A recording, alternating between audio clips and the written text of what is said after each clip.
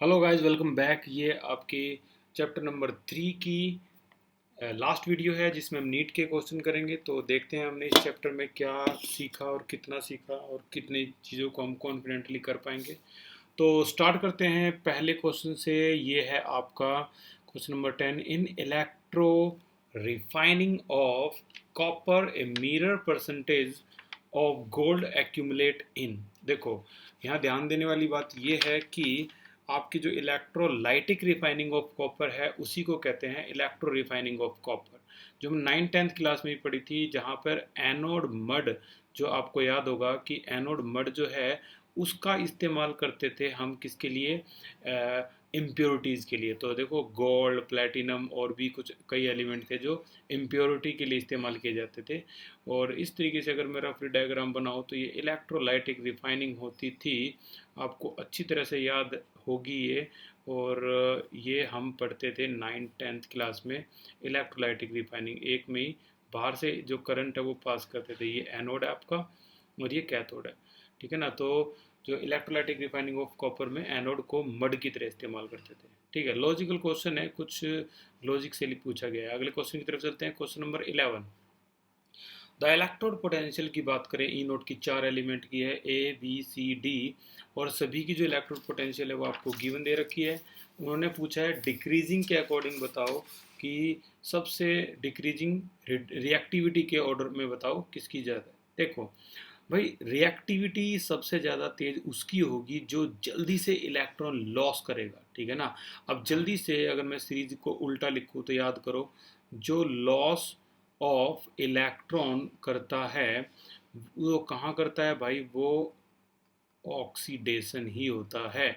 अच्छा, ऑक्सीडेशन क्या होता है भाई, जिसकी रिड्यूसिंग पावर, ठीक है ना, जिसकी रिड्यूसिंग पावर ज़्यादा होती है, यहाँ लिखूंगा मैं रिड्यूसिंग पावर ज़्यादा होती है, वही क्या करता है, ऑक्सीडेशन।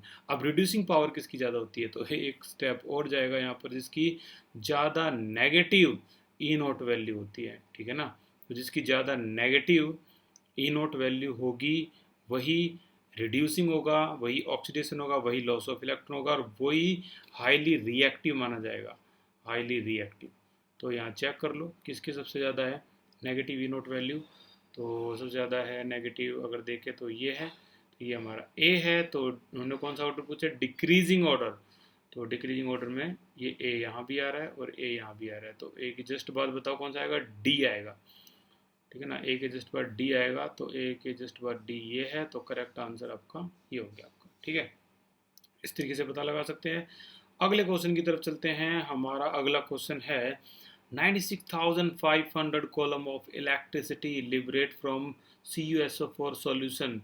तो यहाँ से देखो, इतनी इलेक्ट्रिसिटी लिबरेट हो रही है तो जाहिर सी बात है जो CuSO4 है वो टूटने के बाद Cu2 पॉजिटिव और 2 इलेक्ट्रॉन गेन करने के बाद ही डिपॉजिट होगा। तो यहाँ Cu की जो कॉन्फ़िगरेशन होती है, मतलब एटॉमिक मास होता है, वो कितना होता है, 63.5। अब क्योंकि इलेक्ट्रिसिटी की बात है तो 2 इलेक्ट्रॉन है, तो यहाँ याद करना इक्विवेलेंट वेट ऑफ कॉपर अगर हम निकालते हैं 2 से डिवाइड करते हैं तो करेक्ट आंसर आपका बी आ जाएगा, ठीक है। तो इस तरीके से पूछ रखा है कि इतने column of electricity liberate from CuSO4 solution. आगे अगर हम चलें तो यहाँ पर 13 क्वेश्चन की तरफ अगर हम देखते हैं तो 13 क्वेश्चन आपका कुछ इस तरीके से है। थोड़ा सा इसको ऊपर कर लेते हैं हम। क्वेश्चन नंबर 13 में कहा गया है कि इन द सेल Zn और कॉपर द नेगेटिव टर्मिनल बताओ कौन सा होता है। देखो, मैं आपको इंटरेस्टिंग बात बताता हूँ। एनोड चाहे आपका डैनियल सेल का हो या एनोड आपका इलेक्ट्रोलाइटिक सेल का हो, किसी भी सेल का हो, दोनों पर आप ध्यान देना, दोनों पर इलेक्ट्रॉन जो हैं वो लॉस ही होते हैं।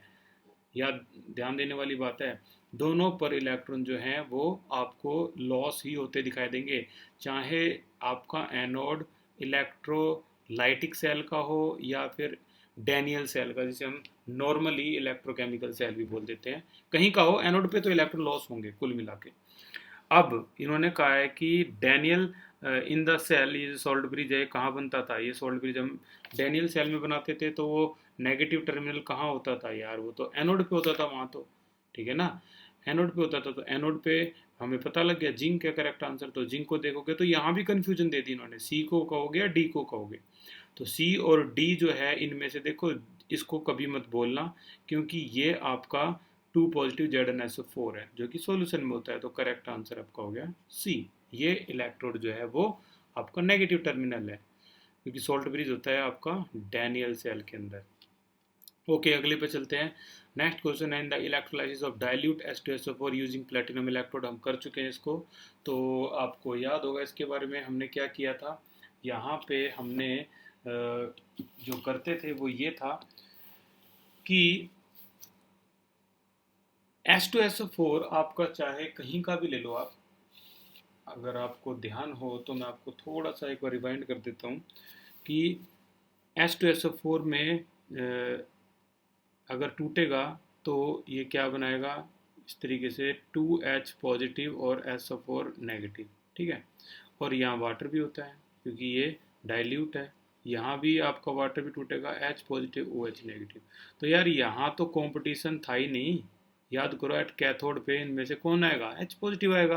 तो सिंपल सिंपल आंसर हो गया H2 is liberated at cathode, this is simple, ठीक है ना। तो ये तो आसानी था। ओके, आगे चलते हैं। ये जो फेराडे ऑफ इलेक्ट्रिसिटी है, इक्विवेलेंट का केस जो है वो आपका आगे आने वाली जो क्लासेस हैं और जो कॉम्पिटिटिव क्लासेस हैं वहीं पे हो गया। तो हम इक्विवेलेंट का कोई केस डिस्कस नहीं कर रहे हैं, क्योंकि हमने इक्विवेलेंट मोलर कंडक्टिविटी भी नहीं किया है। इक्विवेलेंट सिर्फ हमने फेराडे में पढ़ा है। तो इक्विवेलेंट का कोई भी क्वेश्चन हम डिस्कस नहीं करेंगे यहाँ पे, क्योंकि वो कॉन्सेप्ट से बाहर है, या तो फिर उसका पूरा प्रॉपर कॉन्सेप्ट होना चाहिए हमारे पास। नेक्स्ट क्वेश्चन है हमारा एन इलेक्ट्रोलाइट सेल जिसमें Ag2SO4 है, कंटेन सॉल्यूशन प्लेटिनम इलेक्ट्रोड है। करंट कितना पास कर दिया इन्होंने, करंट इन्होंने पास किया है इतना पास किया है कि 1.6 gram of O2 has been liberated at anode, amount of silver deposit at cathode बताओ क्या होगी अगर करंट पास कर दिया। तो देखो एक करंट जो पास किया है वो दोनों में बराबर अमाउंट में पहुंचेगा।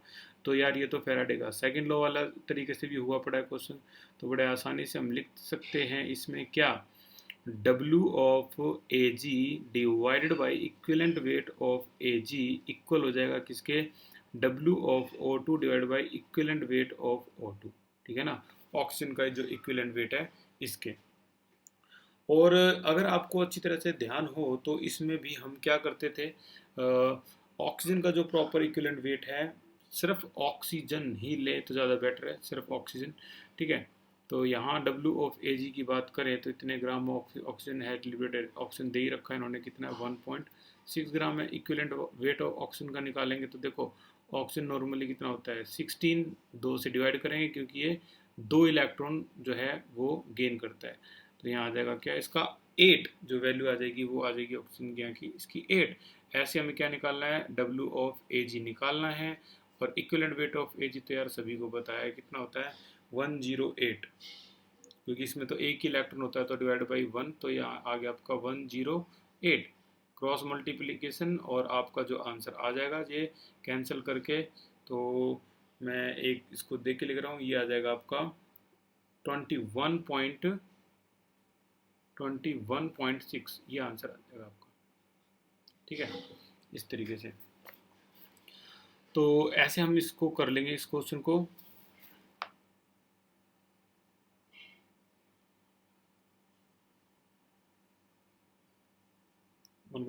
यस 21.6 ग्राम करेक्ट दे रखा है। ओके, अगले क्वेश्चन को देखें तो molar conductivity of NaCl HCl से, यार ये तो बुक का एक क्वेश्चन है, ये होमवर्क में है, आप इसको जरूर ट्राई करना और ये ऑप्शन है चेक करना कौन सा ऑप्शन करेक्ट मिलेगा आपको, ठीक है। तो ये बुक का एक क्वेश्चन है, कई बच्चे तो इसको ट्राई भी नहीं करेंगे। ये देखो कितनी बार एग्जाम में आया है, DCE में, पहले DC होता था शाहबाद डेयरी में, जो आज की डेट में DTU है, ठीक है, पहले DCE होता था। ये तो पॉपुलर आंसर है इसका, ये आप निकालोगे तो यही आएगा, ठीक है, चेक कर लेना एक बार। और आगे अपनी स्टोरी को आगे बढ़ाते हैं, कहाँ तक आगे हम, अगला क्वेश्चन, नेक्स्ट क्वेश्चन है lead storage battery is charged number 1, lead oxide dissolve होता है, सल्फ्यूरिक एसिड रीजनरेट होता है। लेड सोडियम बैटरी जब चार्जिंग पे होती है तो इसमें सल्फ्यूरिक एसिड जो है वो रीजनरेट हो जाता है, दोबारा बन जाता है। अगर आप इसकी रिएक्शन देखो ऑन चार्जिंग, चार्जिंग पे इसकी रिएक्शन देखो तो रिवर्स हो जाती है रिएक्शन, आपको याद होगा। और ये आपका जो है सल्फ्यूरिक एसिड वो क्या हो जाता है, रीजनरेट, दोबारा से बन जाता है। तो इसका जो करेक्ट आंसर है ये है बी। आगे अगर हम इसको देखें क्वेश्चन की लिस्ट में तो यहाँ पे और देखते हैं E naught value, the standard E naught value A B C सभी की दे रखी है। रिड्यूसिंग पावर पूछ रखी है यार, जिसकी सबसे ज़्यादा नेगेटिव होगी वो सबसे ज़्यादा रिड्यूसिंग होगा। चेक कर लेते हैं कौन सा है, ये आ गया। ये क्या है आपका, बी पे, बी देख लो सबसे ज़्यादा होना चाहिए, और कोई है ही नहीं, यही है डी ऑप्शन करेक्ट। सब जिसकी जितनी ज़्यादा ई नोट वैल्यू नेगेटिव होगी वो उतना ज़्यादा क्या होता है, रिड्यूसिंग। अगला है द स्टैंडर्ड रिडक्शन पोटेंशियल दे रखी है, लिथियम, बेरियम और सोडियम, मैग्नीशियम भी है। बताओ which of the following oxidising, oxidising में क्या होता है, सी का उल्टा। सबसे ज़्यादा पॉजिटिव देख लो कौन सा है, सबसे ज़्यादा पॉजिटिव तो कोई नहीं है, सारे नेगेटिव हैं, तो सबसे ज़्यादा वाला देख लो। मतलब अगर हम देखें तो यहाँ पर बहुत क्लोजली दे रखा है भाई, करेक्ट आंसर होगा ये आ गया आपका -2.37, ये इसका करेक्ट आंसर होगा। यानी सबसे कम पॉजिटिव यही है। ऑक्सीडाइजिंग बिल्कुल रिड्यूसिंग का अपोजिट होता है, तो आपका करेक्ट आंसर हो जाएगा कौन सा, मैग्नीशियम। तो मैग्नीशियम इसका करेक्ट आंसर है। ठीक है, तो ये इसका करेक्ट आंसर हो गया आपका मैग्नीशियम, डी। और आगे चलते हैं, स्टोरी को बढ़ाते हैं और आगे। Okay, when an acid cell is charged, अगर एसिड सेल जो है वो अगर चार्ज है, then voltage of the cell increase. Acid cell आमतौर पर लेड स्टोरेज बैटरी को भी बोल देते हैं, इसे लेड एसिड बैटरी भी बोलते हैं। ठीक है ना, तो जब ये चार्जिंग पे होता है तो क्या होता है, इसकी जो वोल्टेज है वो क्या हो जाती है, सेल की बढ़ जाती है, तो ये इंक्रीज हो जाती है। तो आसान सा था ये क्वेश्चन। और आगे देखे तो यार इतने आसान क्वेश्चन भी आते थे पहले। ये देखो नॉर्मली नीचे क्या दे रखा है, how many coulomb of electricity are required for the reduction of 1 mole of MnO4 negative से Mn2 पॉजिटिव। तो ये तो हमने बुक में भी किया था क्वेश्चन, बड़ा सिंपल है। क्या हम रिएक्शन लिख सकते हैं क्या, इसकी MnO4 नेगेटिव, यहाँ ऑक्सीडेशन स्टेट क्या होती है इसकी, +7 होती है, और इससे जो ये चेंज होगा ये किस में होगा, Mn2 पॉजिटिव, प्लस यहाँ होगी कितनी, +2 होगी। तो कितने इलेक्ट्रॉन गेन करके ये बनाया भाई, ये इलेक्ट्रॉन 5 इलेक्ट्रॉन गेन करके ये बनाया, तो यानी 5 फैराडे आपका करेक्ट आंसर है। 5 को आप मल्टीप्लाई कर दो 96,500 कॉलम और आपका आंसर आ जाएगा। ठीक है, तो अगर इसके आंसर की बात की जाए तो ये है 4,82,000, यानी nearly C option is correct. ठीक है, ये नियरली ऑप्शन आ गया इसका। और आगे जब हम चलें तो इसमें नेक्स्ट क्वेश्चन है आपका ये, the standard EMF of galvanic cell, जो गिवन है सेल एन की वैल्यू 2 है। ठीक है, ईएमएफ की जो वैल्यू है स्टैंडर्ड ईएमएफ यानी ई नॉट की वैल्यू आपको दे रखी है, ये गैल्वेनिक है, और ये टेम्परेचर है। द इक्विलिब्रियम कांस्टेंट बताना है यार, ये तो सिंपल सिंपल ये वाला फॉर्मूला हो गया, कौन सा, delta G is equal to minus का एन ई नॉट एफ। तो डेल्टा इक्विलिब्रियम कांस्टेंट केसी बताना है। ओके, तो एक बार फिर से देखो, केसी के लिए फॉर्मूला क्या हो गया, E naught cell is equal to, याद करो क्या, 0.059/2 लॉग के सी। तो यहाँ से आपको के सी निकालना है। ई नोट सेल की वैल्यू आपको गिवन दे रखी है, और एन की वैल्यू मैंने पहले लिख दी, वैसे यहाँ एन होना चाहिए था, यह 2 है तो लिख दी, तो आपको ऐसे निकालना है। ठीक है, ये होमवर्क है, देखते हैं कितने बच्चों के जो आंसर है वो करेक्ट होंगे, आंसर मैं सेंड कर दूंगा आपको। ठीक है, ओके, अगले क्वेश्चन की तरफ चलते हैं। नेक्स्ट क्वेश्चन है आपका, एट कैथोड की बात की जाए तो electrolysis of aqueous Na2SO4 gives the following. Cathode पे कौन सा इलेक्ट्रोलिसिस ऑफ Na2SO4, देखो भाई रूल क्या था आपको याद होगा, Na2, यहाँ में लिखो Na2SO4 जो है वो अगर रिड्यूस हो तो 2Na पॉजिटिव प्लस में SO4 2 नेगेटिव होता है, और दूसरा क्या था, पानी, क्योंकि एक्वस है तो इसमें अगर हम लिखें तो 2H पॉजिटिव प्लस में OH नेगेटिव। अब इन दोनों में से कौन जीतता है, दो तरीके होते हैं आपको याद होगा, या तो आप कह लो जिसकी लोअर डिस्चार्ज पोटेंशियल है, जो कि हाइड्रोजन की होती है, सभी को पता है, तो करेक्ट आंसर तो पता लग ही गया, ये भी है।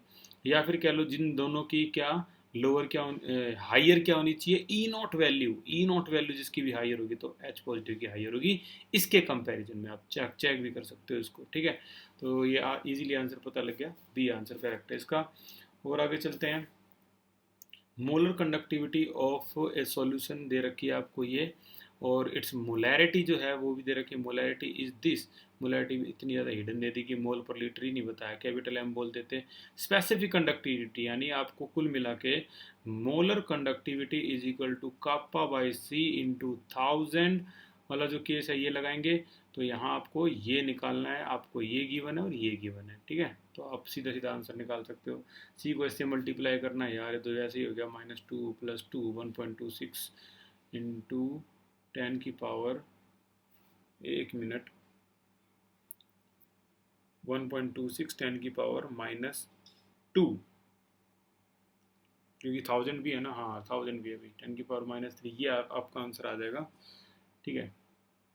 बाकी आप चेक करना, निकालना दोनों में से कौन सा आंसर आपका आया हुआ है।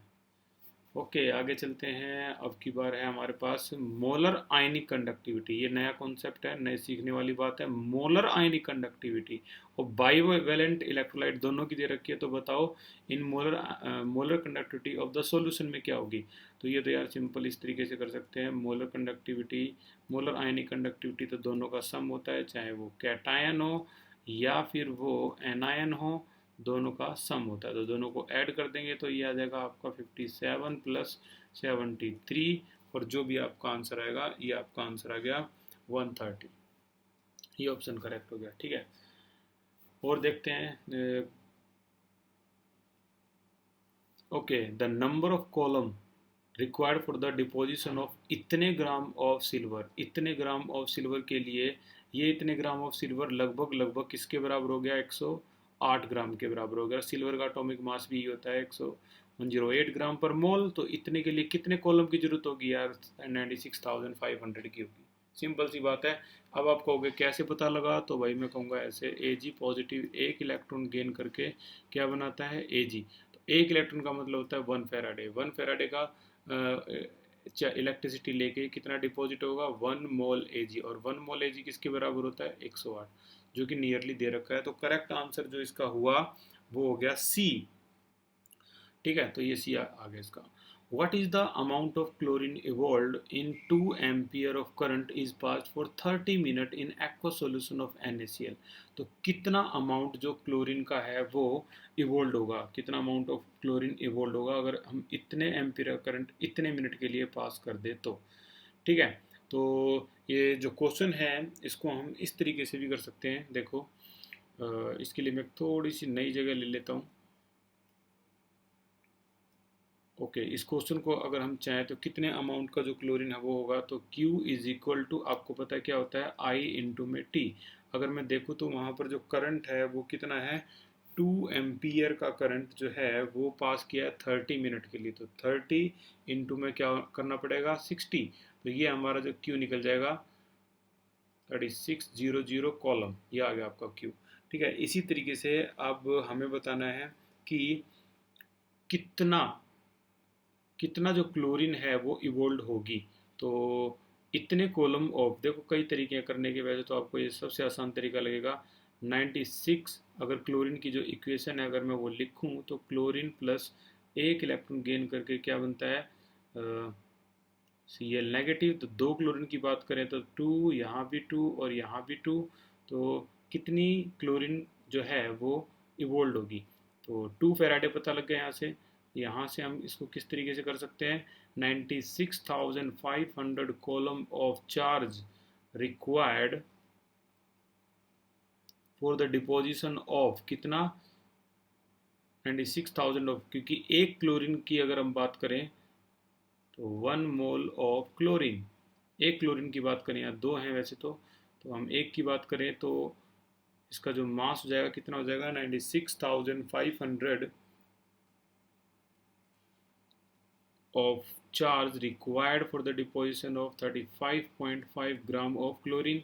तो एक कॉलम के लिए क्या हो जाएगा, 35.5 डिवाइड बाई 96,500, ठीक है। और हमारे पास कितना है, इतना है। तो 3600 के लिए मल्टीप्लाई करेंगे 3600 और ये फाइनली आपका जो आंसर आ जाएगा वो आ जाएगा 1.32 ग्राम। 1.32 ग्राम इतना जो क्लोरीन है वो डिपॉजिट हो जाएगा। यहाँ 2 फैराडे हम नहीं लेंगे क्योंकि क्वेश्चन को आप ध्यान से देख लो, उसकी जो रिक्वायरमेंट है वो नहीं है जो आप सोच रहे हो। What is the amount of chlorine, gas नहीं बोला उन्होंने, जस्ट क्लोरीन बोला, तो हम इसकी इक्वेशन को सिंपल इक्वेशन लेंगे, ना कि ऐसे कॉम्प्लिकेटेड इक्वेशन लेंगे। इसकी इक्वेशन को हम ये वाला ले लेंगे कि Cl जो है वो सिंगल Cl की बात हो रही है, तो सिंगल Cl नेगेटिव को ऐसे भी लिख सकते हो, डिस्चार्ज हो रही है तो Cl प्लस में इलेक्ट्रॉन, ठीक है ना, यहाँ ये गैस इवोल्व होगी। तो सिंगल Cl की बात हो रही है जिसका जो वेट है वो 35.5 होता है, इस तरीके से, ठीक है। ओके, आगे अगर हम चलें इसी में ही, तो अगला क्वेश्चन जो specific molar conductivity of normality, ये नॉर्मेलिटी वाला जो केस है, तो इस केस के लिए भी आपको ये स्पेसिफिक मोलर कंडक्टेंस ऑफ इतने नॉर्मेलिटी ऑफ KCl, इसकी जो नॉर्मेलिटी की जो यूज़ है ये होगा ही नहीं, इसका जो यूज़ है कोई यूज़ नहीं होगा। स्पेसिफिक कंडक्टेंस जो होता है इसी को क्या कहते हैं, मोलर कंडक्टेंस, ठीक है ना। स्पेसिफिक कंडक्टिविटी, स्पेसिफिक कंडक्टेंस और जो सेल कांस्टेंट है ये आपको निकालना है, तो G star is equal to R into conductivity, ये वाला जो फॉर्मूला है इसका इस्तेमाल करना, ठीक है। और रही बात कंडक्टिविटी की, तो कंडक्टिविटी जो है वो मतलब जो सेल कांस्टेंट है इसी क्वेश्चन से ही इतने से ही हो जाएगा, ये तो खत्म, ठीक है ना। तो ट्राई करना, देखते अगर नहीं हुआ तो मैं आपको इसमें हेल्प करूँगा, फार्मूला मैंने आपको बता दिया, इस फार्मूले से ख़त्म है, ठीक है। तो ये ट्राई करना क्वेश्चन को, इसमें जो ये है नॉर्मेलिटी इसका कोई यूज नहीं है।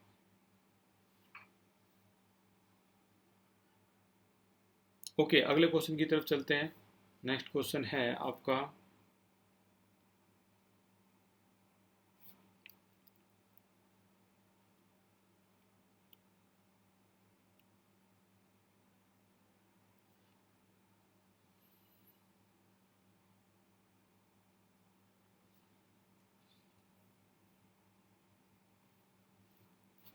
ओके, यहाँ तक तो हो गया था ख़त्म ये। अब आप इसका जो नेक्स्ट क्वेश्चन है वो देखते हैं। ये भी क्वेश्चन ख़त्म कर लिया था हमने। यस, ये द इक्विवेलेंट कंडक्टिविटी, हालांकि हम इसको डिस्कस करने वाले हैं नहीं, लेकिन इक्विवेलेंट कंडक्टिविटी जो होती है इसकी SI यूनिट ये होती है पर ओम सेंटीमीटर स्क्वायर। ओके, अगला क्वेश्चन है the standard reduction potential of 4 element, जो दे रखी है आपको कितनी 1 2 3 4, बताओ सबसे ज़्यादा रिड्यूसिंग कौन सा है, जो सबसे ज़्यादा नेगेटिव होगा कौन है, फर्स्ट, तो ये फर्स्ट आंसर आ गया इसका, ठीक है। Infinite dilution, the infinite dilution of barium chloride जो दे रखा है आपको, और इसकी वैल्यू भी दे रखी है, तो बताओ ये क्या होगी यार, ये तो सिंपल सिंपल सा केस है, सभी को ऐड कर दो, ये वाला फॉर्मूला इस्तेमाल कर लेंगे। इनफाइनाइट डाइल्यूशन और molar conductivity of barium chloride equal to किसका, बेरियम का 2 पॉजिटिव और प्लस में 2Cl नेगेटिव, इस तरीके से इस्तेमाल करेंगे। तो दोनों की वैल्यू दे रखी है, लिख दो, ऐड कर दो, आंसर आ गया आपका। ये क्वेश्चन भी आपको होमवर्क में करना है।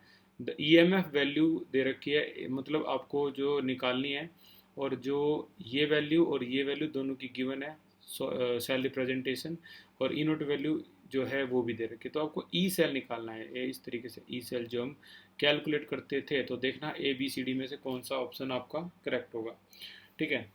अगला जो है क्वेश्चन वो है कि इनमें से सबसे बढ़िया तरीका बताओ रस्टिंग ऑफ आयरन को प्रोटेक्ट करने का। तो सबसे बढ़िया तरीका कैथोडिक प्रोटेक्शन है, जिसको हम ऐसे ही बोल सकते हैं making iron as a cathode, उसको कैथोड बना दो, दूसरे एलिमेंट को एनोड बना दो, तो वो उसको प्रोटेक्ट करता रहेगा, सबसे बेस्ट तरीका यही है।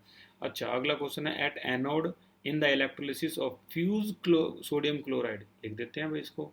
NaCl की जो रिएक्शन है वो है क्या, Na positive plus Cl negative, और वाटर की जो रिएक्शन है वो है H positive plus OH negative. अब देखो क्वेश्चन वो क्या कह रहा है, एनोड पे कौन सी होगी, देखो कैथोड पे तो इन दोनों में से देखते थे, रही बात एनोड की तो इन दोनों में से देखेंगे, इन दोनों में से जो एनोड पे होगी वो कौन सी होनी चाहिए, आंसर NaCl का अगर आपने केस कर रखा है तो आप कई क्वेश्चन कर दोगे।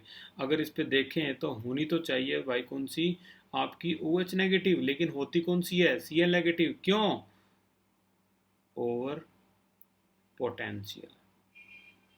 दूसरा नाम ओवर वोल्टेज, ठीक है ना, ओवर पोटेंशियल या ओवर वोल्टेज। तो आंसर है Cl। Cl क्या होगा यहाँ पर, एनोड पे क्या होगा, सोचो। एनोड पे, एनोड पे होता क्या है, लॉस ऑफ इलेक्ट्रॉन, उसे क्या कहते हैं, ऑक्सीडेशन। तो करेक्ट आंसर है B, Cl negative is oxidised. ठीक है ना, इस तरीके से इसका करेक्ट आंसर जो है वो बी है। आगे चलें अपनी लिस्ट में, और आगे अगर इसको देखें तो ये देखो क्वेश्चन है, which of the following is use to make fuel cell. कौन सा इस्तेमाल होता है फ्यूल सेल, यार इतना पॉपुलर, इतना आसान ये रहा। अब हम 2000 वाले सेक्शन में आ गए प्रैक्टिस करते करते। तो फ्यूल सेल की मेन रिएक्शन तो यही है।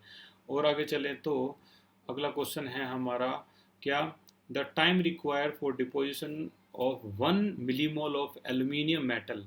देखो वो कह रहा है 1 मिलीमोल, मिलीमोल पता है ना कितना होता है, 10⁻³ deci centi milli mole of aluminium metal के लिए पास इतने एम्पियर का current through aqua solution of aluminium ion. Aluminium ion होता है Al3 पॉजिटिव। तो इसको भी एक बार चेक करो, टाइम रिक्वायर उन्होंने पूछा है। तो देखते हैं एक बार सेपरेट इसमें किस तरीके से हम इसको कैलकुलेट कर सकते हैं। देखो टाइम रिक्वायर्ड है वो इस तरीके से निकालते हैं हम।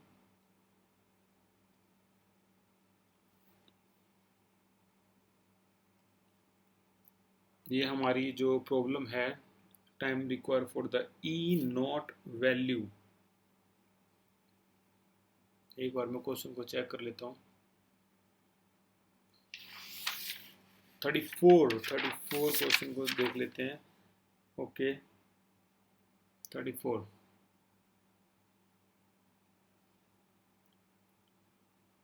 ओके 34 को ट्राई करते हैं। टाइम रिक्वायर्ड, मैं एक बार बोल देता हूँ आप सुनते रहना। Time required to deposit 1 millimole of aluminium. Millimole में एल्यूमिनियम की वैल्यू दे रखी है इन्होंने, और वो कह रहे हैं कि इसका टाइम रिक्वायर बताना है। तो जैसे कि हमें पता है हम क्या करते हैं, Q is equal to I into में टी। ये टाइम रिक्वायर हमें जो है वो पता करना है। तो जो बेस्ट तरीका है वो हम स्टार्ट करते हैं, Q is equal to I T, और W इजगल टू क्या था, वो था ZIT, जैसा कि आपको पता होगा इसके बारे में। और एल्यूमिनियम की जो वैल्यू है उसकी भी एक इक्वेशन लिख देते हैं ताकि क्वेश्चन अच्छी तरह समझ में आए। 3 इलेक्ट्रॉन गेन, और ये बन गया आपका एल्यूमिनियम। ठीक है, अब यहाँ पे W की वैल्यू, Z की वैल्यू तो इसको देख के बता सकते हैं। Z ये हो गया मास 27, और तीन इलेक्ट्रॉन है 3 में 96,500। ठीक है, ये आ गया। अच्छा, करंट की जो वैल्यू है ये आपकी दे रखी है 9.65, ये 9.65 वैल्यू होगी। और टाइम रिक्वायर पूछ रहे हैं, ये वैल्यू जो W की है वो उन्होंने मिलीमोल में दे दी। कितना, 0. कितना मिलीमोल है, अगर मैं यहाँ देखूँ तो 1 मिलीमोल। तो 1 मिलीमोल तो यार क्या होता है, 10⁻³ मोल, इस तरीके से। ठीक है, 10⁻³ मोल। अब यहाँ पर जो मिली मोल की जो वैल्यू है, इसको अगर मैं ग्राम में निकालूंगा तो देखो क्या हो जाएगी, इतने मोल है तो 10⁻³ यार, एक मोल में कितना ग्राम होता है एल्यूमिनियम, 27। तो लो आपकी वैल्यू ग्राम में आ गई। तो जो भी ग्राम में आई है इसको यहाँ लिख दो, ये आ गई आपकी 27 इंटू 10⁻³ और आपका जो टाइम आएगा वो बड़े इजीली कैलकुलेट कर सकते हैं। टाइम हो गया आपका 30 सेकेंड। जो कैलकुलेशन है वो उन्होंने जानबूझ के बहुत आसान दे रखी है। आप ध्यान से देखोगे तो ये भी 965 है, ये भी 965 है। ये 3 से सीधा सीधा कैंसिल होगा 9 से, या फिर 27 को 27 से कैलकुलेट। तो कुल मिला के कैलकुलेशन आसान होती है कॉम्पिटिटिव एग्जाम में। क्वेश्चंस की फॉर्मेट और कॉन्सेप्ट ये समझने होते हैं। ठीक है, तो आगे चलते हैं।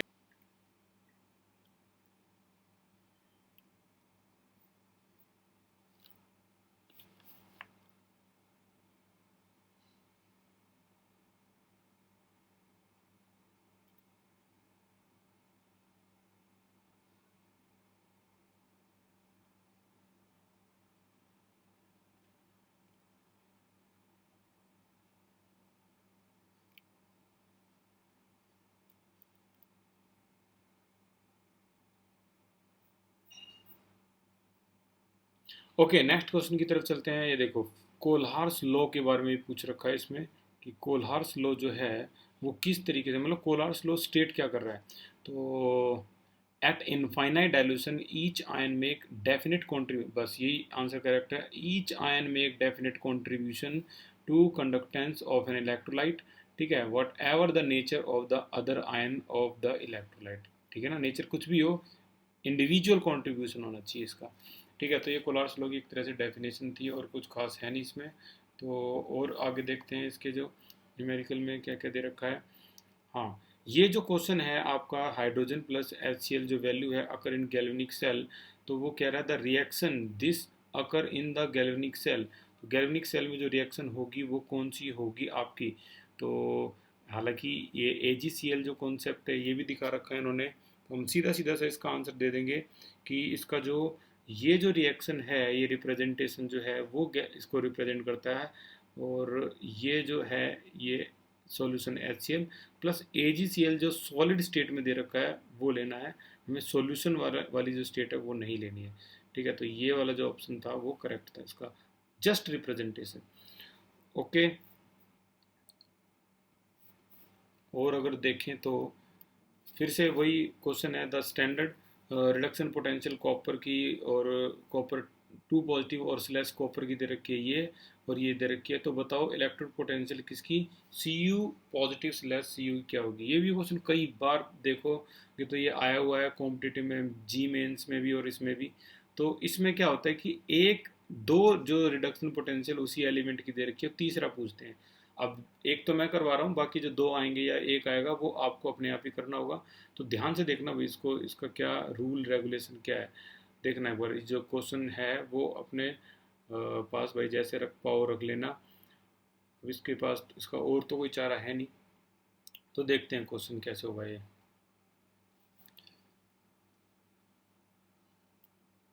क्वेश्चन है 53, मैं यहाँ पर बोल देता हूँ तो आप अच्छी तरह से सुन लेना। क्वेश्चन 54, ठीक है, तो 54 क्वेश्चन को ट्राई करते हैं।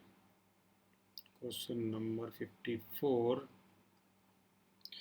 क्वेश्चन नंबर 54 में देखो एक वैल्यू क्या दे रखी है, कॉपर 2 पॉजिटिव प्लस में 2 इलेक्ट्रॉन गेन, और ये क्या बन गया आपका कॉपर। और यहाँ जो E0 की वैल्यू दे रखी है उसको E1 बोल दो, कितनी है 0.337, और बिल्कुल यहीं पे ही N1 की वैल्यू भी लिख दो, क्या दो, कैसे देख के 2 इलेक्ट्रॉन थे। ध्यान से समझना इस क्वेश्चन को, ताकि बाद में दूसरे क्वेश्चन तुम कर पाओ। दूसरी वैल्यू क्या दे रखी है, कॉपर 2 पॉजिटिव है अब की बार, और एक ही इलेक्ट्रॉन गेन किया है इसने, तो यहाँ क्या बनेगा, जाहिर सी बात है कॉपर सिंगल पॉजिटिव बनेगा। E2 की जो वैल्यू दे रखी है यहाँ पर वो दे रखी है 0.153, और ये N2 की वैल्यू है यहाँ 1, क्योंकि इलेक्ट्रॉन 1 है। ठीक है, तो हमें करना क्या है, हमें रिक्वायर्ड जो इक्वेशन है हमारी, रिक्वायर्ड इक्वेशन अगर हम देखें तो वो कौन सी है भाई, हमें ये इक्वेशन निकालनी है, copper positive plus electron will give you copper, और ये बताना है कि इसकी जो वैल्यू है वो क्या होगी। इलेक्ट्रॉन तो हमें भी दिख रहा है कितना, एक है। सारे क्वेश्चन इसी तरीके से होने वाली है। तो हम कैसे करेंगे इसको, करने का जो तरीका है वो इस तरीके से, देखो पहली वैल्यू इसके जितने भी क्वेश्चन है इनका एक ही तरीका बनता है, और वो क्या है, आपकी सभी की डेल्टा G0 वैल्यू बता दो क्या होती है। देखो इसकी डेल्टा G0 की वैल्यू क्या होगी, पहली क्वेश्चन में माइनस का NE0F, ठीक है। और अगर मैं इसको, और जो जो 3 है, ये तो चलो मैंने एक लिख दी, कोई भी लिख सकते हैं वैसे तो आप, जो हमें 3 है वो चाहिए इसकी रिक्वायर्ड, तो यहाँ मैं N3 लिखूंगा और यहाँ E3 लिखूंगा, जाहिर सी बात है, इज इक्वल टू ये दोनों का कॉम्बिनेशन, दोनों का कॉम्बिनेशन जो है वो करना है हमें, यानी इक्वेशन नंबर 1 + 2। तो कैसे करेंगे, माइनस का N1E0 1F प्लस में यहाँ भी माइनस का N1E0 2F, ठीक है। जो चीज़ आपको दिख रही है वो देखो क्या है, माइनस का F अगर मैं बाहर निकाल दूं तो यहाँ क्या रह जाएगा, सिर्फ और सिर्फ रह जाएगा क्या, EN3E3 नॉट, ठीक है ना। और यहाँ भी सारी चीज़ माइनस का F को मैं कॉमन ले लूँ तो जो रह जाएगा वो क्या होगा यार, सिंपल E0 1F, और यहाँ प्लस का E0 2f ये रह जाएगा। तो यहाँ साफ साफ दिख रहा है यार, ये तो कैंसिल है, माइनस भी कैंसिल है, तो यहाँ जो वैल्यू रहती है इसी का ही खेल है। n3 की वैल्यू क्या है, 1 है, तो आपको सीधी सीधी ई नोट वैल्यू आने वाली है 3 की, इज इक्वल टू इन दोनों को अगर हम मल्टीप्लाई करें तो ई नोट 1 ये 2 है और फेराडे, तो 2 फेराडे जो है वो मल्टीप्लाई करने के बाद जो आएगा वो आ जाएगा आपका ई नोट वैल्यू तो खैर यार दे ही रखी है ये, ठीक है। तो फेराडे तो सॉरी ये ख़त्म हो गया था, ये तो मैंने ये n1 लिखना चाहिए था यहाँ पे, तो यार ये n1 और ये n2f2, ठीक है। ये फेराडे जो है ये यहाँ से हटा देना, ठीक है। उम्मीद है समझ गए होगे आप, नहीं तो मेरे को रबर लेनी पड़ेगी वहाँ से। तो n1 की वैल्यू जो है वो है 2 मल्टीप्लाई बाई क्या, 2 मल्टीप्लाई बाई 0.337 प्लस में यहाँ क्या हो जाएगा 1 मल्टीप्लाई बाई कितनी वैल्यू है इसकी 0.153 and after that answer will be 0.827, this is positive volt, ठीक है। तो इस तरीके से आंसर निकालने होते हैं, थोड़ी थोड़ी प्रैक्टिस के बाद आप बहुत परफेक्ट हो जाओगे। बस मैं इतना बता रहा हूँ, ऐसे तरीके के क्वेश्चन एग्जाम में बहुत आते हैं, चाहे कोई भी एग्जाम हो। कई बच्चे क्या सोचते हैं, इन दोनों की इक्वेशन को ऐड करने की सोचते हैं और सोचते हैं कि एक रिजल्टेंट इक्वेशन ये आ जाएगी तो हम इन दोनों वैल्यू को ऐड कर देंगे और आंसर लिख देंगे। नहीं भाई, ये सारा खेल जो है वो इस फॉर्मूले से होता है। मैं इसको हाईलाइट करने के लिए डिफरेंट कलर से भी लिख रहा हूँ, देख लो, delta G is equal to minus का एन ई नोट एफ, इस तरह के क्वेश्चन के लिए, ठीक है। ओके, तो अपनी स्टोरी में और आगे बढ़ते हैं, हम कहाँ तक आ गए हैं, बस अब तो एंडिंग पोजीशन आएगी है इसकी। तो अभी ये क्वेश्चन खत्म हुआ था, अगला जो क्वेश्चन है वो है आपका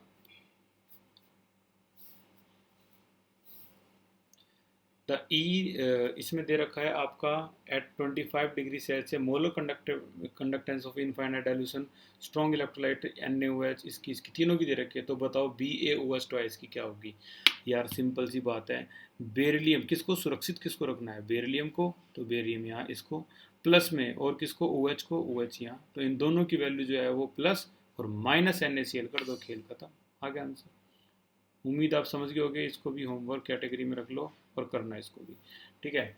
अगला क्वेश्चन जो है उसको भी देखते हैं, क्या क्वेश्चन है, the reduction of silver ion with copper metal, ठीक है। The standard E naught cell found इतना, तो डेल्टा जी नोट निकालो, और the reduction of silver ion with copper metal, तो reduction of silver ion with copper, delta G naught का तो सीधा सीधा फॉर्मूला लग गया यहाँ पर, क्या, डेल्टा जी नोट,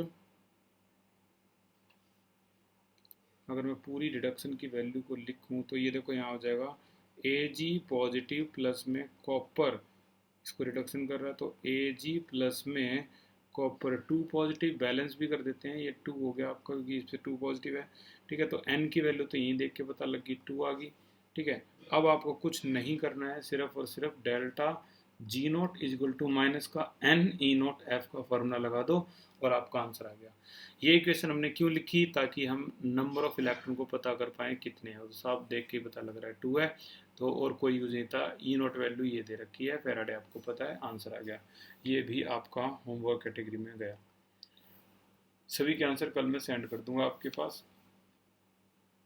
तो आपको आंसर निकालने हैं। और देखते हैं हमारे पास जो क्वेश्चन है, the standard electron potential value दोनों की दे रखी है, इसकी और इसकी। अब देखो आयरन की इसकी निकाली, आगे ना नया क्वेश्चन, तो यहाँ भी बिल्कुल वही कंसेप्ट लगाना है हमें जो अभी थोड़ी देर पहले हमने कहाँ लगाया था, इसमें लगाया था, कॉपर वाले केस में, ठीक है ना, इस वाले केस में जो हमने लगाया था, ठीक है। तो इसको जरूर ट्राई करना, ये बिल्कुल वैसा ही क्वेश्चन है जो अभी अभी हमने थोड़ी देर पहले किया है। तो मैंने पहले बता दिया, 2 बार और भी आया हुआ है क्वेश्चन ये, तो आप थोड़ा सा ध्यान रखना इस पर। तो ये है आपका होमवर्क, कैटेगरी में गया। और देखते हैं आगे,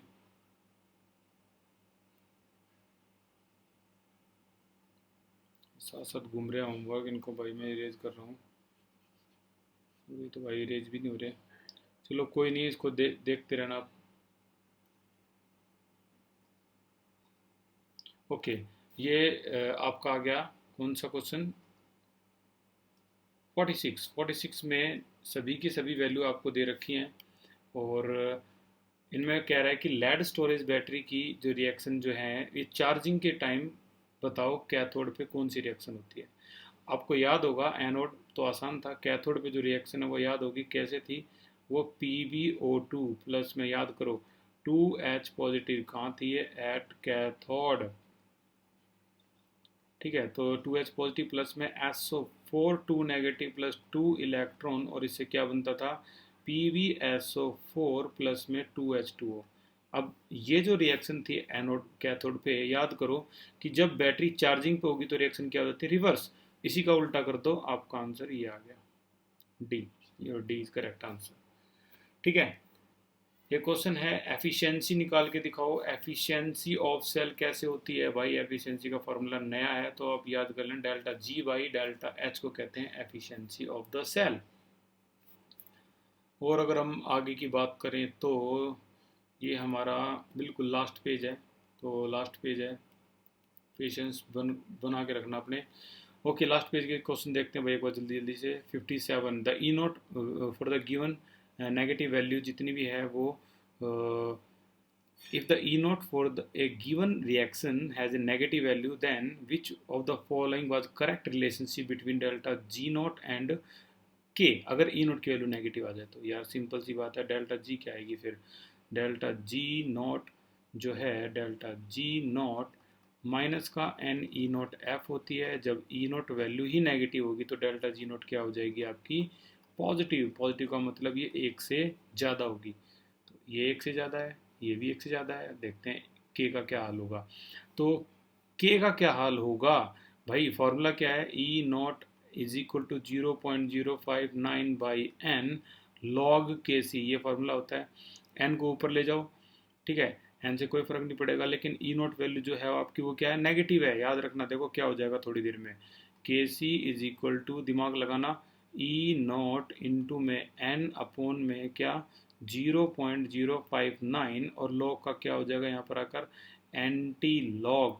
अब क्योंकि ई नोट वैल्यू नेगेटिव है तो नेगेटिव एंटी लॉग बताओ क्या होता है, मान लो ये 2.59 होता तो नेगेटिव एंटी लॉग की आंसर क्या आता है यार, तकरीबन तकरीबन यही तो आता। जैसे इसको हम लिखते हैं 3.8 इंटू 10⁻³ ऐसा ही तो आंसर आता कुछ। तो बताओ इस वैल्यू को आप क्या कहोगे, के की वैल्यू क्या कहोगे, ये एक से क्या है, जीरो से क्या है, छोटी या बड़ी। सिंपल भाई, ये जो जीरो से जो एक से सॉरी एक से क्या है छोटी या बड़ी, साफ साफ पता लग रहा है एक से तो छोटी है, तो करेक्ट आंसर हो गया आपका ए। बहुत सिंपल है, ठीक है ना, लॉजिक इस्तेमाल होते हैं, इतनी जरूरत पड़ती नहीं, इतनी हिंट इन्होंने भी दे रखी है, खैर इससे ही पता लग सकता है। ठीक है, बाकी है 58, इसमें क्या है रिड्यूसिंग पावर बतानी है। फिर से यार सिंपल, सबसे ज़्यादा नेगेटिव ढूंढ लो, ये रही, तो एक्स की रिड्यूसिंग पावर सबसे ज़्यादा है, तो ये आपका आंसर करेक्ट हो गया। और आगे चलते हैं, रिड्यूसिंग पावर वाले क्वेश्चन बहुत ज़्यादा आए हैं, ये तो आपने इतना तो पता लगा ही लिया होगा, और इतना ही पता लगा लिया होगा कि आपने बहुत कुछ सीख लिया है। तो अगला क्वेश्चन है स्टैंडर्ड इलेक्ट्रॉन पोटेंशियल जो टिन है और क्रोमियम का दे रखा है, these two couples in their standard state are connected to make cell, तो बताओ सेल पोटेंशियल क्या होगी। अब देखो यहाँ आपको दिमाग लगाना है, दोनों में से नेगेटिव वैल्यू ज़्यादा किसकी है, इसकी है, तो ये आपका कौन सा हो जाएगा रिड्यूसिंग, रिड्यूस यानी ऑक्सीडेशन, यानी ये लॉस कर रहा होगा इलेक्ट्रॉन इस तरीके से Cr3 पॉजिटिव प्लस 3 इलेक्ट्रॉन, और दूसरा जो रहेगा वो गेन कर रहा होगा कैसे Sn4 पॉजिटिव 2 इलेक्ट्रॉन गेन, और ये क्या बन गया Sn2 पॉजिटिव। अब आप इसकी क्या बना सकते हो ओवरऑल रिएक्शन, और जैसे ही ओवरऑल रिएक्शन आ गई यहाँ पर तो आप क्या कर सकते हो सेल पोटेंशियल निकाल सकते हो, आप इसकी बड़े आराम से क्या ई सेल की वैल्यू निकाल सकते हो। ठीक है ना, कौन सा फार्मूला, वही E naught cell minus 0.059 by n log right upon left, इस तरीके से। तो सेल पोटेंशियल निकालनी है, these two standard state connected में cell, the cell potential will be, अगर सेल पोटेंशियल क्योंकि देखो आयंस की कंसंट्रेशन नहीं दे रखी है, राइट का आयन अपॉन लेफ्ट का आयन, उसकी मोलैरिटी नहीं दे रखी है, तो समझ जाओ ये स्टैंडर्ड स्टेट है, तो यार राइट माइनस लेफ्ट, यानी इसका तो सीधा सीधा सा आंसर होगा यार, हम तो यानी क्या समझ रहे थे, ई नॉट राइट माइनस में ई नॉट लेफ्ट, यानी cathode minus anode, this minus this दोनों को ऐड करके लिख दो, आंसर आ जाएगा आपका, ये आना चाहिए 0.89, this is C is correct answer. Limiting molar conductivity ammonium hydroxide की किसके इक्वल होती है यार? सिंपल, जहाँ अमोनियम है और OH है वो सेव होने चाहिए। देखो ये अमोनियम नहीं, ये नहीं है, अमोनियम OH सेव है। और कैंसिल करके भी देख लो, देखो अमोनियम OH यहाँ सेव है, देखो यहाँ Na से Na कैंसिल हो गया, Cl से Cl कैंसिल हो गया, बताओ बच क्या गया? आ गया ना अमोनियम हाइड्रोक्साइड, तो ये करेक्ट आंसर हो गया। और फाइनली हम आगे हैं लास्ट क्वेश्चन पे, सॉरी एक और क्वेश्चन है, सेकंड लास्ट क्वेश्चन पे आ गए हैं। एक और क्वेश्चन है, ओके कोई नहीं। द स्टैंडर्ड रिडक्शन पोटेंशियल सभी की दे रखी है, बताओ सबसे ज़्यादा ऑक्सीडाइजिंग कौन सा है और रिड्यूसिंग कौन सा है? सिंपल, जो सबसे ज़्यादा पॉजिटिव है, पॉजिटिव सबसे ज़्यादा ये रहा, ये ऑक्सीडाइजिंग है, तो फ्लोरीन ऑक्सीडाइजिंग है। और रिड्यूसिंग सबसे कम, कम यानी ये रहा आयोडीन, तो पहला ए ऑप्शन करेक्ट है। ये जो ऑप्शन है इसमें मोलर दे दी आपकी, मोल पर लीटर में, और मोलर कंडक्टिविटी भी आपको दे दी, इनफाइनाइट डाइल्यूशन पे मोलर कंडक्टिविटी भी दे दी। तो बताओ डिग्री अल्फा निकालना है। अल्फा की जो वैल्यू है वो होती है मोलर कंडक्टिविटी अपॉन में लिमिटिंग मोलर कंडक्टिविटी। इसे मैं इसे मैं मिटाना चाहूँगा, ये तो बहुत ज़्यादा। Okay, molar conductivity limiting molar, तो मोलर कंडक्टिविटी दे रखी है आपको कहाँ पे? ये रही। और लिमिटिंग मोलर कंडक्टिविटी ये रही, दोनों को डिवाइड कर दो, जो भी आंसर आएगा उसको 100 से मल्टीप्लाई कर देना, परसेंटेज भी आ जाएगी। ये भी क्वेश्चन खत्म। फाइनली हम आगे लास्ट कैटेगरी, और लास्ट कैटेगरी क्या है? इसके बाद भी है कोई? अच्छा ये क्वेश्चन का जो तो हाफ है क्वेश्चन है, वैसे भी ये एनसीईआरटी का क्वेश्चन है, याद होगा हमने कर रखा है एनसीईआरटी में था ये। इसकी सेल पोटेंशियल निकालनी थी, ये भी है।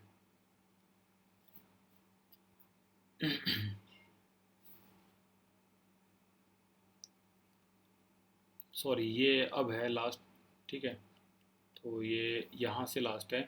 क्वेश्चन है the specific conductance of salt, the specific conductance इतने मोलरिटी की दे रखी है, मोलर कंडक्टिविटी निकालनी है, होमवर्क आसान है, वैसे मैं वैसे नहीं बोल रहा। अच्छा इससे ये करना है, दूसरी बार आ रहा है 5 × 96,500, ये तो फिर ना के बराबरी था पेज। और जो यहाँ तक इतनी देर तक पेशेंस करके रुक चुका है लास्ट क्वेश्चन तक, तो भाई मैं कहूँगा कॉन्ग्रेचुलेसन, एंड आपका जो पेशेंस पावर बहुत अच्छी है और फ्यूचर भी बहुत अच्छा है। The amount of electricity that can be deposited 108 gram of silver, 108 gram of silver के लिए कितने की जरूरत होती है? 1 फेराडे, क्योंकि Ag पॉजिटिव एक इलेक्ट्रॉन गेन करके क्या बनता है? Ag, then this is your 1 faraday. Correct answer है सी, 1 फेराडे। तो ये थे यहाँ तक के क्वेश्चन, उम्मीद है आपको समझ में आए होंगे यहाँ पर, ठीक है। तो बाकी अगली क्लास जो केमिकल काइनेटिक की है उसके भी करेंगे हम क्वेश्चन। आज के लिए इतना ही, thank you so much for your patience, thank you so much, take care.